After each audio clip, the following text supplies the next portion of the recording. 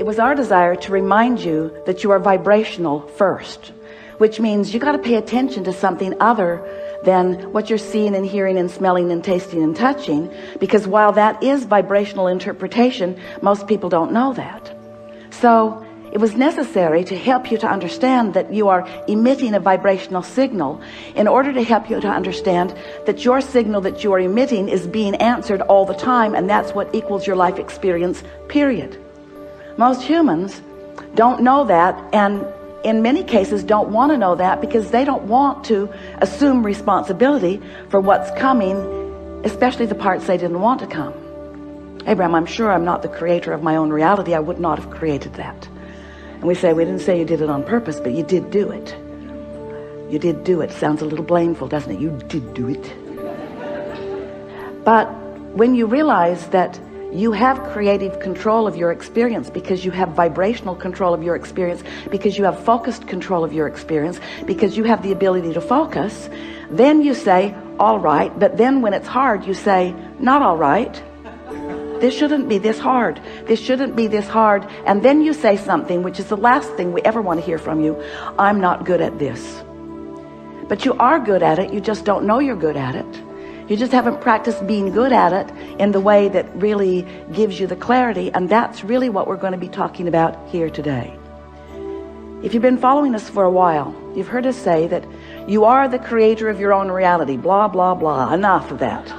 And that you live in a vibrational universe. Blah, blah, blah, blah, blah. Enough of that already. But you do, and you are. So, blah, blah, blah. So, here you are, the creator of your own reality. And life is constantly throwing things at you, isn't it? Well, it's not really like that. Life is happening around you, and you're observing, but it really isn't after you. It's not testing you. It's not challenging you. It's just being around you for you to observe. It's just this magnificent palette for you to play in. So life is happening around you, and you are participating in it through your observation, through your memory, through your awareness, through your conversation. You're participating in it. And as you are doing that, you are coming to lots of conclusions, many and every day, of what you want. Because life helps you to know what you don't want. You know what you don't want. You know what you do want. You know what you don't want. You know what you do want. It's just this wonderful variety or contrast that helps you to come to important personal conclusions. So these conclusions happen within you, and we've been calling that step one, because the variety, the contrast that surrounds you, causes you to ask for what you want. Whether you use words or not, you just constantly keep coming to personal preferences. You were born like that. You've always been like that. You will never stop being like that. We want you to accept that you are like that. It's a good thing. Step one is a really, really good thing. You're asking constantly. It is the basis of the expansion of the universe. It's a wonderful thing. So you're asking, step one. Step two, not your work. That's where law of attraction and the source within you answers what you're asking for. When you emit a signal, the signal is answered. So ask, answer, ask, answer, ask, answer. But your discomfort is that there often appears to you to be quite a time gap between your asking and the universe answering. But there is not a time gap between the answer. There's just a time gap between you getting up to speed with the answer. You say, hey, Abraham, that can't be right, because I want it. I'm paying attention. If it were there, I would know it. And we say, it comes in a vibrational form first. And you say, oh, so that's the catch. You're giving me something vibrational that I can't see or hear or smell or taste or touch. So you can say all day that when I ask, it is given. Write a book about it if you want, Abraham. You can say that all day, but to me it doesn't feel like it's being given. And we say that's because you're in a different frequency from what you're asking for. You have to line up with what you're asking for. In other words, when you want more money because you clearly do not have enough, when you feel frightened or bound or in trouble financially or just not satisfied, when you feel that way, you are that way. And you say, no, I feel that way because I am that way. And we say, no, you am that way because you feel that way. In other words, it works differently than you think it does, but you've been observing it for so long, you don't know which came first. But what comes first always is your vibrational countenance. And then the manifestation just matches what you feel like. So if you want more money and you feel like you don't have enough money, you can ask all day, all day, all day, every day. You can write long lists of it. But if in your belly, if in your being, if you're feeling the fear or the absence of money, then you've got a vibration going that's different from the answer that you seek. You want more money, but your vibration says, I don't have enough. And the universe says, and law of attraction answers you with what you're feeling. So a lot of our physical friends, especially in the beginning, say, well then, it doesn't seem like I can get there from there. It doesn't seem like I can get to where I want to be from where I am. Because if I am missing something that I want, and I'm aware that I'm missing this thing that I want, and in fact the reason that I'm speaking about it so clearly is because it's missing and that's why I want it, then how do I get there? And we say, you have to feel like it feels to have it. And you say, okay, then give it to me and I will. And we say, just try a little bit. Just try a little bit to not activate within yourself so often the vibration of what's missing, and focus yourself into activating the vibration of what you want. It is not as difficult as you think. So, step one is contrast causes you to ask. Step two is it is given vibrationally, so there is no gap really. Step three is you have to convince yourself there's no gap. That's the work. You got to feel it as if it is in order for it to be. And we know you balk at it, but many of you are practicing this and are finding it. Many of you are understanding the laws of the universe, and you're finding ways to focus yourself into feeling good without needing all of the evidence to be there first. Do you hear how important that is? If you don't need the evidence for what you want to be there first before you feel it, then you are able to accomplish the vibrational countenance of it before it is, which means now it must be. And Esther said, please, please, please, let's call it step 4. Please, please, please. Can't we call it step 4? We need another step. We need another step, Abraham. Please, please, let's call it step 4. And we say, all right, step 4. So you ask, step 1. Source answers, step 2. You allow it, step 3. But now we've been talking to you for a while. You've been keeping up with us pretty good. And we're saying to you that if you don't try so hard, if you just accept that you are naturally good-feeling beings, and when you wake up in the morning, before you start thinking about the things that you've got to do that you don't want to do, before you start remembering the injustices of yesterday or 10 years ago, before you remember that you're going to that place today to work that you really don't want to be, before your kids get up, before any of those things happen that challenge your sense of well-being, if you can get hold of that sense of well-being and just sustain it for a little bit with really general thoughts, because if you get specific, it usually doesn't work as well. Get into an attitude of appreciation and milk it for just a little bit. Law of attraction will help you out. Because law of attraction says that that which is likened to itself is drawn.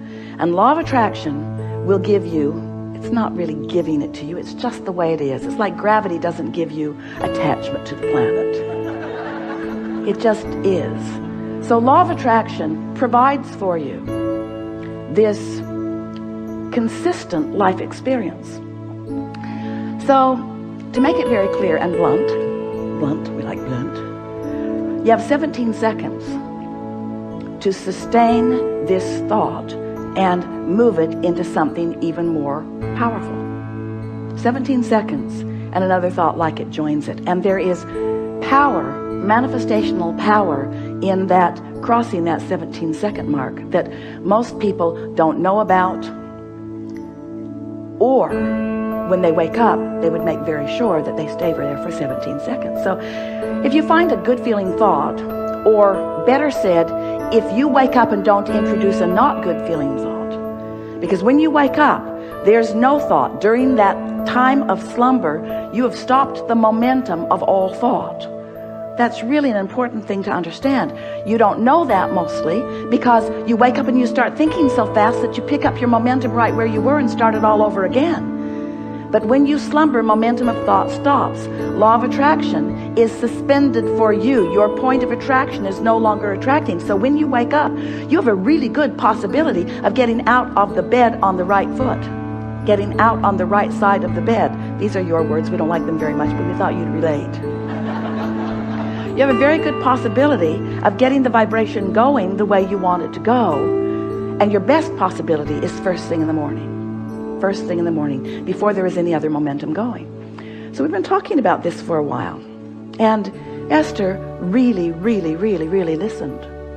So she decided that she was going to wake up on that first morning and she was going to sustain her good feeling that she had awakened with. And she didn't make it until breakfast.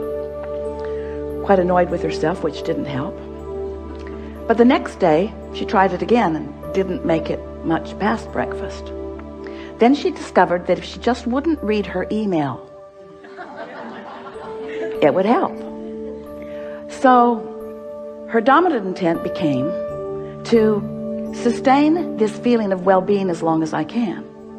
Just sustain it. And what she began noticing about the second week and third week and fourth week of doing that was that not only was it easy to find and maintain that frequency of feeling good, but there were all kinds of other benefits that began coming to her that these words won't give to you. You have to do it and find it yourself, because words don't teach. So we're just explaining to you what Esther experienced. She found a new clarity that was not within her before. She found a sort of stable ride. She remembered Jerry's story of shock absorbers. He used to tell a story about he got a new car. He was test driving it. It was a beautiful Cadillac, and it was in San Diego. And the salesperson took him down a road that Jerry thought no nice car should ever be on. And he was amazed at the ride that that car gave him, even on a very bumpy road, because the suspension system, the shock absorbers were such that even though there were bumps in the road, he did not feel them in that car. And he used that analogy always, and it's the same analogy that we're offering to you here. When you find vibrational alignment with who you really are, and you sustain it for a period of time, what happens is you get shock absorbers. So even though the same sort of things may be happening around you, you might even see some of them, although law of attraction makes it less and less likely that you're going to participate on any personal level with anything unwanted once you begin sustaining this vibration of well-being. But the whole point of all of this, we don't want you to become so vibrationally snobbish. Esther says, I'm a vibrational snob. I like clarity and I will not accept confusion. But when you care about how you feel and you practice it until you're in this place where you are sustaining it more consistently, then you don't feel like you felt before. You know how when you first start knowing that you are the creator of your own reality, and you get feeling pretty good, and then someone says something that takes you away from your good feeling, and you think to yourself, I'm never talking to you again. I'm going to avoid you. You are a downer. But then you find yourself in a sort of state of avoidance everywhere. You can't watch television. You can't really go out in the world. You have to give your children away. You just can't barricade yourself into enough solitude to really maintain the vibration, and you give up so much by trying to do that. The benefit of alignment shouldn't have to pay the price of being a hermit. You should be able to practice your alignment until you're so good at it that you can go anywhere, be anywhere with anyone, and maintain your vibration. And let's call that step 4. Because Esther wants to.